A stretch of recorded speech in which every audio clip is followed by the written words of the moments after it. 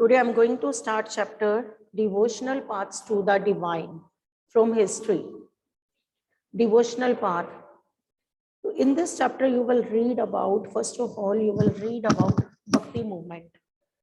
भक्ति मूवमेंट के बारे में पढ़ना है आपने, डिफरेंट सेंट्स के बारे में पढ़ना है, कैसे भक्ति मूवमेंट साउथ से स्प्रेड हुई थी और नॉर्थ इंडिया में आ गई, डिफरेंट सेंट्स के बारे में पढ़ना है. इन this chapter you will read about Guru Nanak Dev ji, Sant Kabir and various other saints also.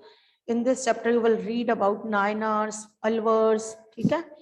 तो ये सब आपने इस चैप्टर में पढ़ने हैं. बट भक्ति मूवमेंट आई क्यों, ऐसा क्या था? ओल्डेस्ट रिलीजन की अगर बात करें ना तो दैट इज हिंदुइज्म. ठीक, oldest religion is Hinduism.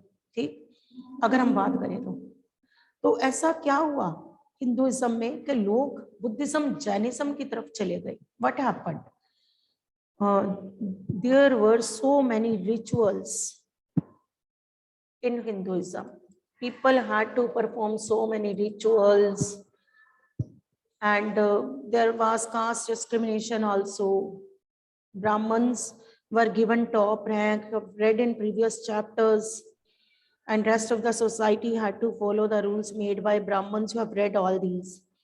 So Brahmins jo the na, they were at the top rank, and low caste people, they were not allowed to enter the temples. And main religious texts जो थे ना, they were in Sanskrit, and Sanskrit सबको आती नहीं थी. तो this is the we can say कि that was the main reason कि लोग हिंदुइज्म से दूर होते जा रहे थे. उन्हें कहीं ना कहीं एक्सपेंसिव पड़ता था ये रिलीजन, क्योंकि इसमें people had to perform various rituals. कई बार तो ऐसा होता था कि उनको घर बार बेच के वो रिचुअल्स करने पड़ते थे. तो low caste people they were not allowed to enter the temples. Women को राइट्स नहीं थे. तो इस वजह से now people got fed up and they were in search of new religion. वो ऐसे रिलीजन की खोज में थे जिसमें all should be treated equally, no rituals, ऐसा कुछ नहीं होना चाहिए, है ना. तो in those days Buddhism and Jainism were spreading. दोनों रिलीजन स्प्रेड हो रहे थे, and in both religion Buddhism and Jainism there was no caste discrimination. Both Gautam Buddha and Mahavir Jain preached equality. दोनों ने इक्वालिटी को प्रीच किया, and they preached in common language of the people, not in Sanskrit, in the common language of people, ताकि लोग उसको उनके religious text को खुद पढ़ सके. They preached in common language and they preached equality. They were against rituals, sacrifices, and that's why people turn towards Buddhism and Jainism. उन्होंने Hinduism छोड़ना शुरू कर दिया and joining Buddhism and Jainism, क्योंकि वहां पे रिचुअल्स नहीं थे, कास्ट सिस्टम नहीं था, ठीक है. और साथ में जो टेक्स्ट थे they were in common languages. तो people started joining Buddhism and Jainism.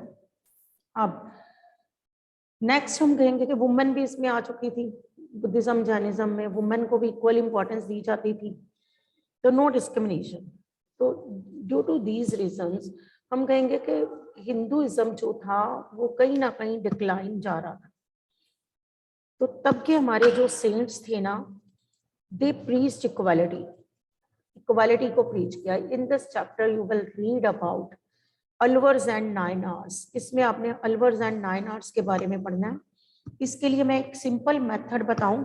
अगर आप अलवर्स पढ़ते हो ना, एक minute, Alvars, Nayanars. In this chapter you will read about Alvars and Nayanars. अब अगर आपको ये चीज ऐसे लर्न हो जाए, नायनार्स, एन से आप याद करो नाग. नाग किसके पास होता है? शिव. नाग तो मीन्स आप कहोगे डिवोटीज ऑफ लॉर्ड शिव, ठीक है. जो लॉर्ड शिव को मानते थे वो लोग, devotees of Lord Shiva, Nayanars, Alvars, devotees of Lord Vishnu. पहले आपने ये दोनों याद रखने हैं। नायनार्स कौन है? शिव जी के भगत। अलवर्स कौन है? विष्णु, भगवान विष्णु के भगत। तो ये मिक्स हो जाते हैं बच्चे, नायनार्स में लिख देते हैं डिवोटीज ऑफ लॉर्ड विष्णु, तो बच्चे ये रॉन्ग हो जाना है। Alvars devotees of Lord Vishnu, Nayanars devotees of Lord Shiva. एक तो आपने इनके बारे में पढ़ना है कि कैसे ये लोग कास्ट डिस्क्रिमिनेशन में बिलीव नहीं करते थे। Then in this chapter you will read about, आपने इसमें पढ़ना है रामानुज के बारे में, and then Basavan and Maharashtra के सेंट्स के बारे में आपने पढ़ना है, महाराष्ट्र के saints, and then Nathpanthi siddhas and yogis, then about Islam, Sufism, and then you will read about new religious developments of North India, कैसे भक्ति मूवमेंट साउथ से स्प्रेड होके नॉर्थ इंडिया में भी स्प्रेड हुई। In this you will read about Mirabai, ठीक है, मीराबाई सुनी होगी, Mirabai, and then devotee of Lord Krishna, ठीक है, Mirabai, and then about Kabir, and then Guru Nanak Dev ji, Sant Kabir and Guru Nanak Dev ji. तो इसमें आपने सबके बारे में पढ़ना है अबाउट दीज सेंट्स, ठीक। तो let's begin with the beginning of this chapter, idea of supreme God. So what happened? People worshipped, पुराने टाइम की बात अगर करें आज की डेट में भी, their own gods and goddesses. People worshipped their own gods and goddesses. कोई किसको मानता है, कोई किसको मानता है, तो अभी भी ऐसे है, पुराने टाइम में भी ऐसे ही था, ठीक है। As the towns developed, the idea that all living things pass through countless cycle of birth and rebirth, performing good deeds and bad, came to be widely accepted by the society. जैसे जैसे towns develop हो रहे थे ना, तो एक idea develop हुआ, एक आइडिया स्प्रेड हुआ कि हर बंदा एक हम कहेंगे कि कितनी उसका जन्म होता है, एंड अकॉर्डिंग टू जो भी वो कर्म करता है, कर्मा के अकॉर्डिंग उसे फल मिलता है। तो अगर वो अच्छे कर्म करेगा, गुड डीड्स, तो उसे सब कुछ अच्छा, नेक्स्ट जन्म में उसका सब कुछ अच्छा होगा। नहीं तो उससे काउंटलेस ऐसे 84 जून जैसे आपने वर्ड सुना होगा, तो उसमें से उसको निकलना पड़ता है, बैड डीड्स अगर वो करता है। तो these ideas were spreading कि countless cycles of birth and rebirth, किसके according? Performing good deeds and bad deeds. अगर आप अच्छे कर्म करते हो तो अच्छा फल मिलेगा, बैड करते हो तो, बुरे कर्म करते हो तो बुरा फल मिलेगा। और काउंटलेस सर्कल में से, साइकिल में से, countless cycle of birth and rebirth में से पर्सन को गुजरना पड़ेगा। तो ऐसे वाले ideas were spreading, but there was discrimination on the basis of caste. अब कास्ट बेस पे डिस्क्रिमिनेशन था in those days in the society. Noble family के जो लोग थे ना, हाई कास्ट, तो वो लोगों को राइट था, स्कॉलर्स, उनको एज ए स्कॉलर्स कंसिडर किया जाता था। जो लोग लो कास्ट थे ना, not allowed to read religious text, उन्हें कोई राइट नहीं था। And they some of them, तो जो जैसे हम कहें low caste, they were not allowed to enter the temple also, उन्हें टेम्पल में, टेम्पल के अंदर जाने का भी उन्हें अलाउ नहीं किया जाता था, उन्हें बंद दरवाजे में से भगवान को माथा टेकना होता था। तो ऐसा था तब का टाइम। दो people believed in different gods and goddesses, तो एक आइडिया स्प्रेड हो चुका था, countless cycles of birth and rebirth according to good and bad deeds, ठीक है। तो साथ में there was discrimination on the basis of caste in those days. High caste people did not allow low caste people to enter the temples and they were not allowed to read religious text. वैसे भी religious text जो थे they were in Sanskrit, तो ये Sanskrit was not the language of the common people, तो वो dependent थे उन ब्राह्मण्स, जो ब्राह्मण्स उन्हें बताते थे दे हैव टू फॉलो। ब्राह्मण कई बार गुमराह भी करते होते थे, रॉन्ग मीनिंग बताए जाते थे।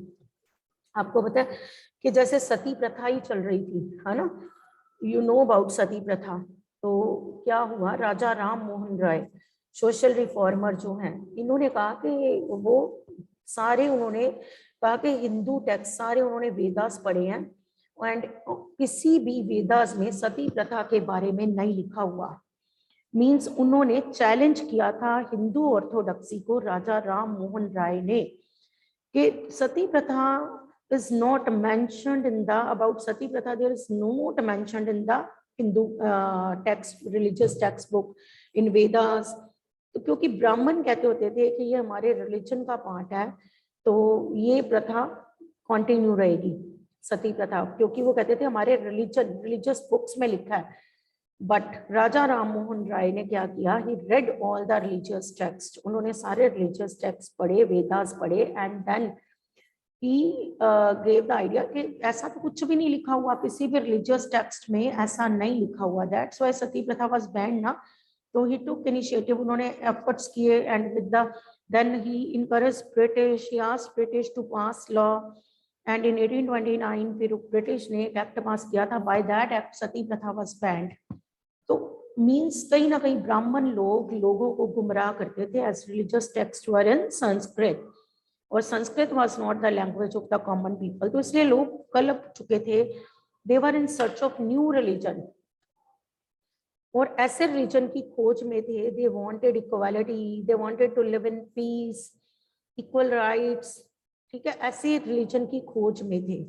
तो in those days Buddhism and Jainism were spreading, तो बुद्धिज्म एंड जैनिज्म स्प्रेड हो रहे थे, and Buddhism and Jainism there was no discrimination on the basis of caste, कोई discrimination नहीं था, all were treated equally, and these religions, ये जो religions थे, they opened for the people of all caste and for no discrimination on the basis of gender also, women को भी equal rights दिए इन religions ने। तो इसलिए लोग इन religions की तरफ अट्रैक्ट हो गए। कुछ लोग attracted to the idea of supreme god, some people attracted towards Buddhism and Jainism, because in this Hinduism बस जो कह लो ना कि उसको लोग छोड़ रहे थे। तो some people attracted towards Buddhism and Jainism, and some attracted towards, अब कुछ लोग towards the idea of supreme god who could deliver humans from such bondage if approached with devotion of bhakti। अगर आपकी भगवान के साथ सच में ट्रू डिवोशन है, अगर आप अभी आप जहाँ पे बैठे हो ना अपनी जगह पे, आप अपनी आंखें बंद करो और आपके मन में भगवान की image, may be in the form of your mother, may be in the form of your father, may be in the form of your friend appear होएगी। भगवान को किसी ने नहीं देखा, may be in the form, आप अगर मम्मा की फॉर्म में भगवान को देखते हो तो आपको मम्मा की ही फॉर्म में दिखेगा, आपको पापा की फॉर्म में देखते हो तो आपको आपके पापा की फॉर्म में ही भगवान, आप जिस फॉर्म में उसको देखते हो, ठीक है। ट्रू डिवोशन टुवर्ड्स गॉड, आंखें बंद करो और उसके लिए ट्रू लव अगर आपके मन में है तो वो आपकी आंखों में अपने आप अपेयर होएगा, एंड इन दैट फॉर्म जिसमें आपको वो अपने आप उस फॉर्म में, मे बी आपको किस फॉर्म में वो दिखे, है ना, ट्रू डिवोशन टुवर्ड्स गॉड। तो ये कुछ लोग ये मानते थे कि अगर हमने भगवान को पाना है तो there should be true devotion होनी चाहिए। शिवा, विष्णु एंड दुर्गा, ये थे तब के supreme deities came to be worshipped. तो ये Shiva, Vishnu and Durga, these were the supreme deities. And अब क्या हुआ, Shiva, Vishnu and Durga different areas में इनके डिफरेंट नेम थे। अब हम खुद ही कहते हैं भगवान तो एक ही है बट उसके नाम अलग अलग हैं, ऐसे ही कहते हैं ना। तो Shiva, Vishnu and Durga they were worshipped in different areas of our country but in different names, उनके नेम्स डिफरेंट थे।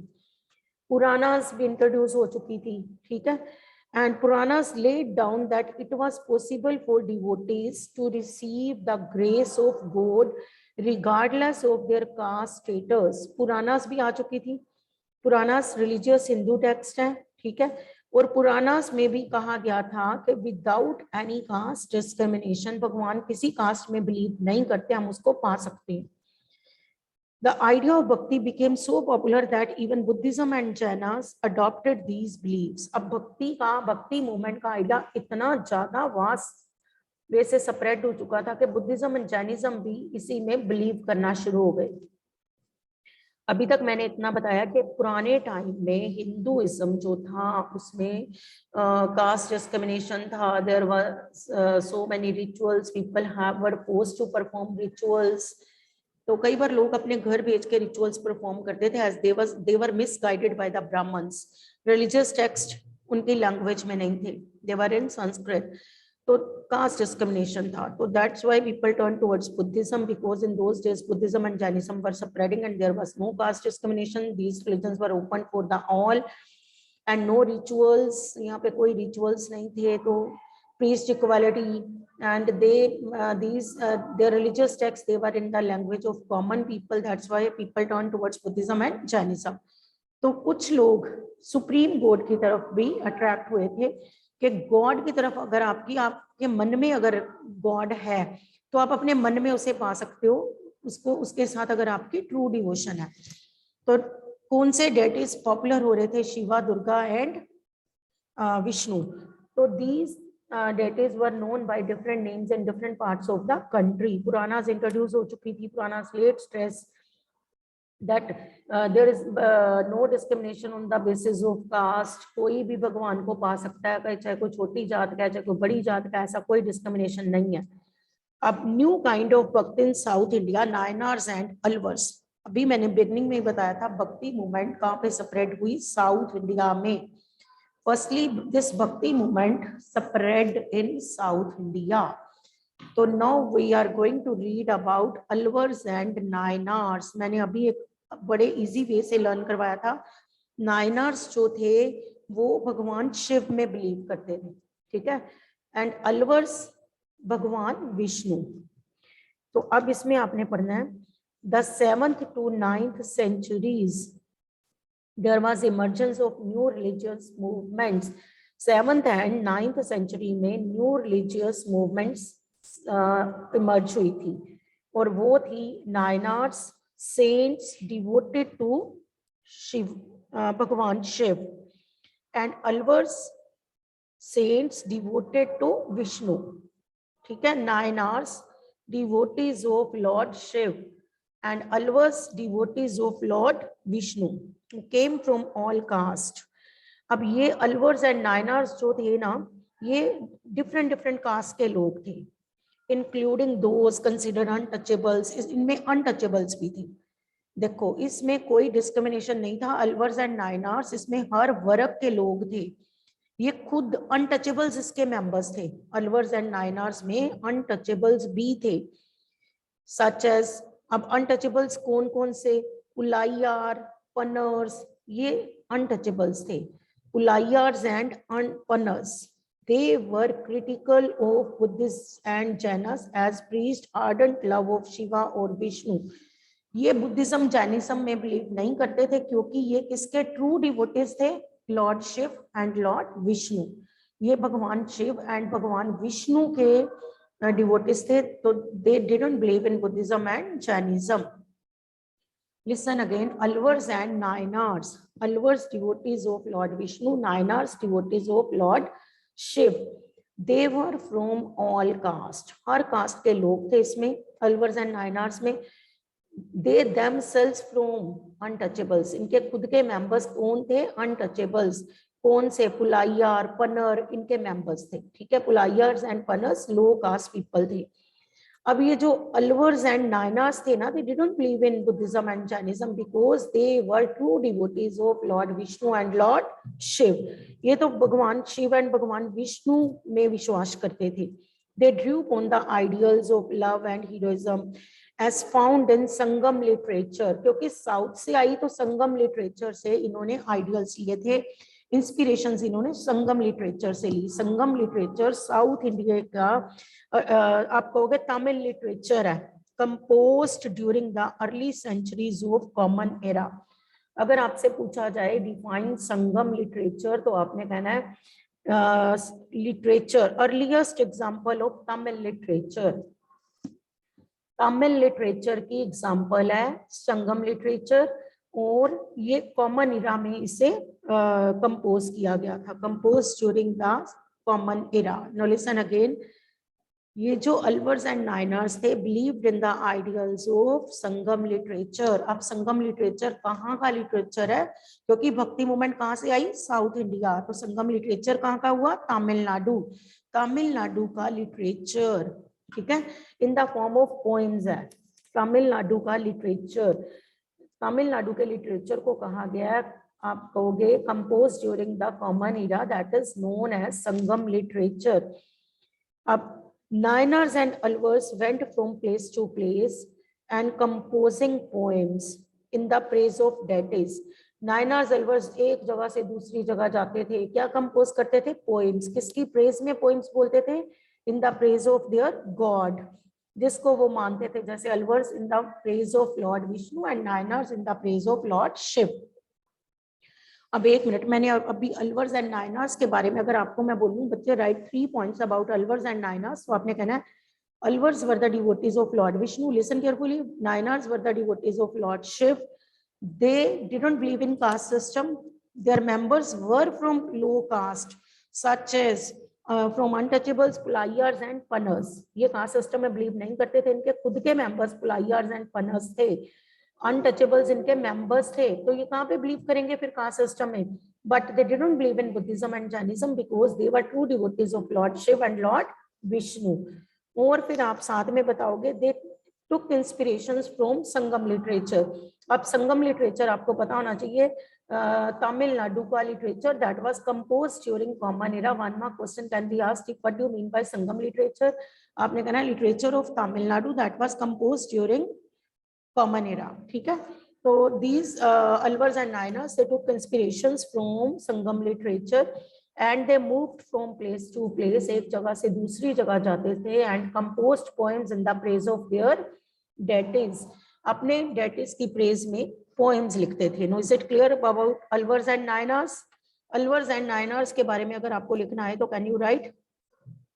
कहते हैं यहाँ पे there were 63 Nayanars who belonged to different caste backgrounds, ठीक है, एंड 12 अलवर्स जो कि आप कहोगे कि डिफरेंट बैकग्राउंड डाइवर्स ग्रुप से आए थे।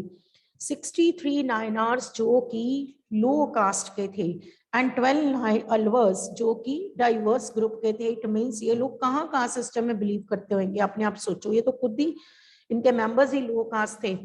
तो अब between 10th and 12th century Chola and Pandya kings ने अब क्या किया, 12th सेंचुरी में, 10th एंड 12th सेंचुरी में चोला एंड पांड्या किंग्स ने टेम्पल्स बनाने शुरू किए, टेम्पल वर्शिप को पॉपुलर किया by building temples. They wanted to make temple worship popular among the people, के लोग मंदिरों में आए और अपना पाठ पूजा करें। In which century, 10th and 12th century, which rulers started building temples? Chola and Pandya kings, and you know it very well कि दोनों ही South Indian dynasty है। You have read in previous chapters, Chola dynasty आपने पढ़ी है ना तमिलनाडु की, in previous chapter history का ध्यान में लेके आओ, चोला आपने पढ़े हैं, ये साउथ इंडियन डायनेस्टी है। तो क्योंकि हम साउथ इंडिया की बात करते हैं, भक्ति मूवमेंट स्टार्ट जो स्प्रेड हुई थी that was from south India, ठीक है। तो चोला एंड पांड्या किंग्स ने टेम्पल बनाने शुरू कर दिए, elaborated temples, many of the shrines visited by saints, poets, strengthening the links between bhakti tradition and temple worship. अब यहाँ पे क्या क्या हुआ, during this time poems were compiled, poems को कंपाइल किया गया, हैगियोग्राफीज और religious biographies of Alvars and Nayanars were also composed. अब आपको पूछा जाए what do you mean by hagiographies, तो आपने कहना है writing of saints life, writings of saints lives. What do you mean by hagiography, writings of saints life, saints की lives पे जो लिखा जाए उसको कहते हैं हैगियोग्राफीज। तो hagiographies of religious biographies of Alvars and Nayanars were also composed. आज की डेट में वो कहते हैं this is the main source of knowledge about main source of knowledge of history of the bhakti tradition. अगर भक्ति ट्रेडिशन के बारे में कहीं से नॉलेज मिलती है तो that is from hagiographies. Hagiographies थी क्या? Hagiographies writings of saints lives, writings of saints lives. अभी मैंने बोला, लिसन केयरफुली, जो अलवर्स एंड नायनार्स थे ना, they were from low caste, moved from one place to another, composed poems in the praise of deities। और साथ में हम कहेंगे तब उस सेंचुरी में Pandyas and Chola Kings started building temples, temples भी बनने शुरू हो चुके थे। अब अलवर्स एंड नायनर्स जो थे ना, दे स्टार्टेड राइटिंग पोएम्स, ये पोएम्स तो लिखते ही थे। बिसाइड्स दीज, वो पोएम्स को इन्होंने कंपाइल करना शुरू कर दिया। Poems were, they started compiling those poems, क्योंकि आपको अभी मैंने बताया कि they wrote poems and they started compiling those poems. Poems compile होनी शुरू होगी। Hagiographies of religious biographies of Alvars and Nayanars were also composed. Hagiographies का मीनिंग आपको लर्न रखना है, राइटिंग ऑफ सेंट्स लाइव्स। और यही हैगियोग्राफीज से हमारे हिस्टोरियंस को बहुत सी नॉलेज मिली है अबाउट भक्ति ट्रेडिशन। हमारे हिस्टोरियंस को भक्ति ट्रेडिशन के बारे में कहाँ से नॉलेज मिली?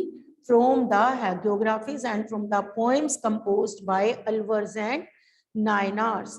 अब आपको अलवर्स एंड नायनार्स क्लियर है तो मैं आगे चलूंगी। अलवर्स जो थे भगवान, चलो आज अलवर्स एंड नायनार्स तक करते हैं। बिगनिंग से एक बार मैं फिर रिपीट करती हूँ, हिंदुइज्म जो था उसका कहीं ना कहीं डाउनफॉल हो रहा था, because there were so many rituals, caste system, religious texts were not in the common language of people. So that's why people wanted that religion in which they could get equal place. And in those days, Buddhism and Jainism were spreading. People started joining Buddhism and Jainism. But there were some people who believed in Shiv, Vishnu, and Durga. And these deities were known by different names in different parts of our country. तो these people didn't believe in Buddhism and Jainism. ये लोग Buddhism Jainism में believe नहीं करते थे। अल्वर्स and Niners जो थे वो लॉर्ड, अल्वर्स जो थे devotees of Lord Vishnu, Nayanars were the devotees of Lord Shiv. And ये कास्ट सिस्टम में भी बिलीव नहीं करते थे because their members were from Dalit, low caste. And फिर आप कह सकते हो कि पुलाइयर एंड पन्नर कास्ट के लोग इनमें इनके मेंबर थे। And they didn't believe in caste system. फिर हम कहेंगे कि ये बुद्धिज्म जैनिज्म में भी बिलीव नहीं करते थे because they believed in the true devotion of Lord Shiv and lord Vishnu. फिर हम कहेंगे कि इन्होंने पोएम्स कंपोज की, they visited from place to place, composed poems. उन दिनों चोला एंड पांड्या किंग्स ने टेम्पल्स बनाए। इनकी पोएम्स को, जो इन्होंने पोएम्स कंपोज की थी, दैट वर कंपाइल्ड। अब इन्होंने इंस्पिरेशन कहाँ से ली? संगम लिटरेचर। संगम कहाँ का लिटरेचर है? तमिलनाडु का। ठीक है, तमिलनाडु का literature, literature of Tamil Nadu compose during common era. तो इनकी पोइम्स को भी कंपाइल किया गया। And then hagiographies were also written. Hagiographies आप कह सकते हो कि राइटिंग ऑफ सेंट्स लाइफ, इन सेंट्स की लाइफ के ऊपर लिखा गया। अब उसी वही जो राइटिंग्स थी वही source of knowledge of historians बन गए अबाउट द भक्ति ट्रेडिशन। हमारे हिस्टोरियंस को कहाँ से नॉलेज मिली अबाउट भक्ति ट्रेडिशन की? From the hagiographies and from the poems composed by Alvars and Nayanars. तो इतना I think is clear to you. मुझे लगता है इतना आपको आ गया होगा।